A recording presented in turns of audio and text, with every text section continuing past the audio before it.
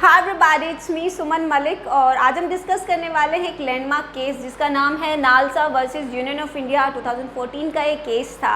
ये case relate करता है infringement of fundamental rights of third gender कह लीजिए, थर्ड जेंडर कम्युनिटी कह लीजिए, जिन्हें हमारी सोसाइटी में हिजड़ा कहा जाता है। ये उनके फंडामेंटल राइट्स का इन्फ्रिंजमेंट था। तो ये जो केस है ये उससे रिलेट करता है। अब कौन कौन से फंडामेंटल राइट आर्टिकल 14, 15 एंड 21 में जो दिए गए हैं वो वाले फंडामेंटल राइट्स जो हैं इन लोगों के इन्फ्रिंज हो रहे थे।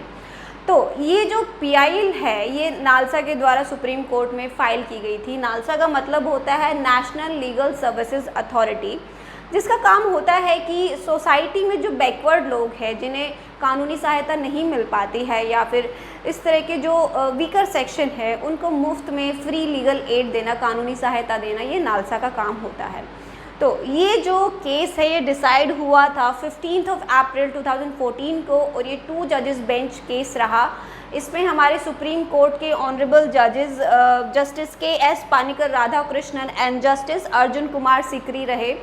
अब ये केस जो है बहुत इम्पॉर्टेंट इसलिए रहा क्योंकि इस केस के द्वारा ही थर्ड जेंडर कम्युनिटी को रिकॉग्निशन मिला था, मतलब मान्यता प्राप्त हुई थी, उनको एक पहचान मिली थी कि भी थर्ड जेंडर कम्युनिटी भी ये लोग हैं, ये इक्वली रिस्पेक्टफुल हैं क्योंकि इनका भी सेम हिस्ट्री रहा है हमारे कल्चर में। ऐसे नहीं है कि अभी के टाइम में हो, ये बहुत पहले से ही थे हमारी सोसाइटी के अंदर।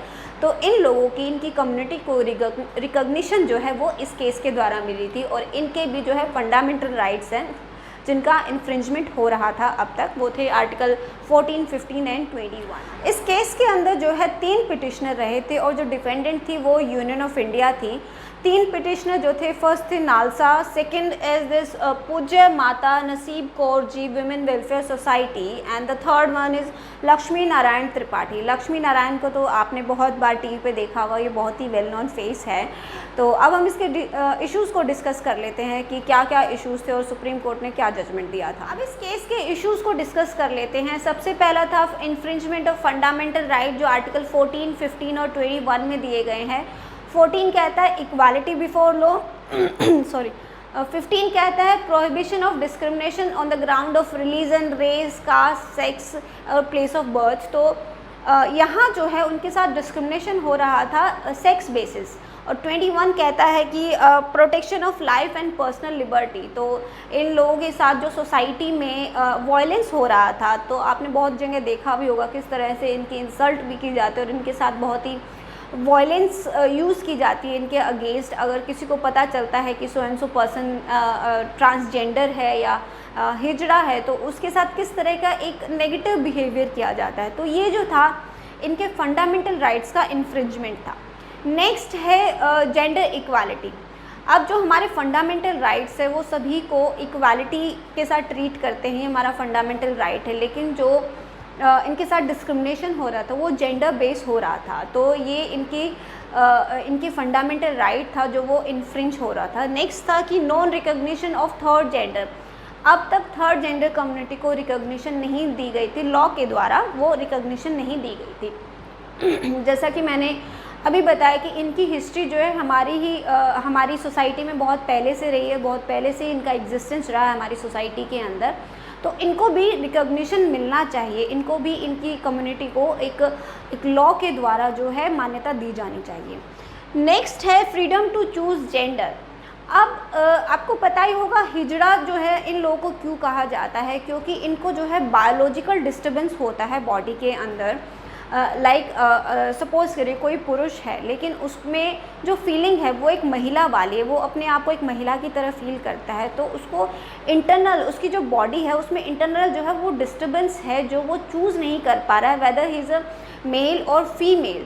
तो क्या उनको राइट होना चाहिए कि वो कोई जेंडर चूज़ कर सके, इसका ये इशू था। नेक्स्ट था whether state should make such laws to protect the rights of the transgender.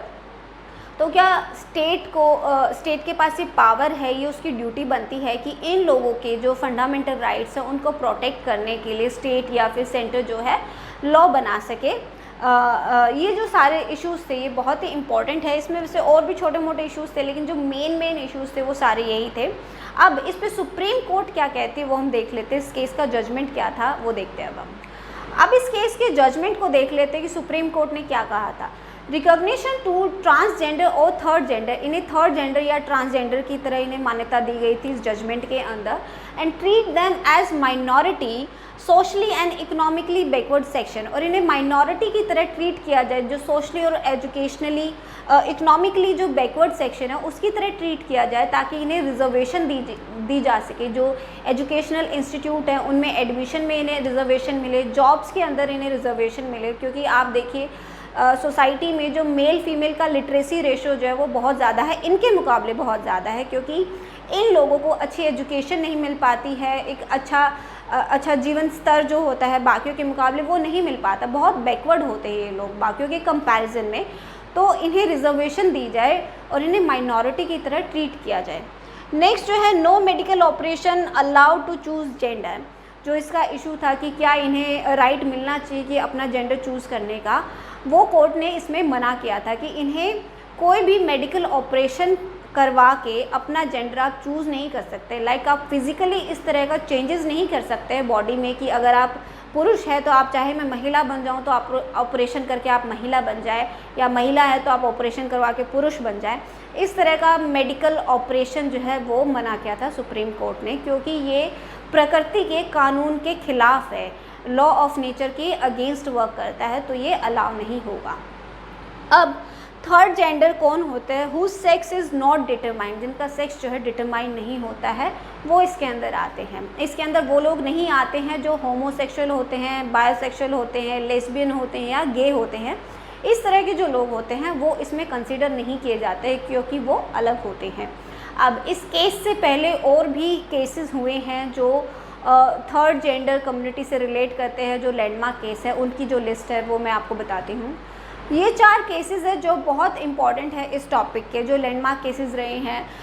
नाज फाउंडेशन केस 2009 का ये केस था, ये दिल्ली हाई कोर्ट में चला और ये सेक्शन 377 ऑफ आईपीसी से डील करता है। उसके बाद आया सुरेश कुमार कौशल केस, ये 2013 का एक केस है जिसने नाज फाउंडेशन केस के जजमेंट को ओवरटर्न कर दिया था। और उसके बाद आए नालसा केस जो 2014 का एक केस था जिसे हमने अभी डिस्कस किया वीडियो में। अब उसके बाद आया नवतेज सिंह जोहर वर्सेस यूनियन ऑफ इंडिया 2018 का एक केस था जिसमें सेक्शन 377 ऑफ आईपीसी के कुछ पार्ट को डिक्रिमिनलाइज कर दिया। तो ये चारों ही केस बहुत इंपॉर्टेंट है, आप याद रखिएगा। और आई होप कि ये वीडियो पसंद आई हो तो please like share and subscribe करें। और इस वीडियो में जितने मैंने आर्टिकल बताए हैं उन सब पे मेरी वीडियो है जिनका लिंक मैं डिस्क्रिप्शन बॉक्स में डाल दूँगी, तो आप प्लीज़ ज़रूर देखिएगा और प्लीज़ सब्सक्राइब करना ना भूलें। And thanks for watching.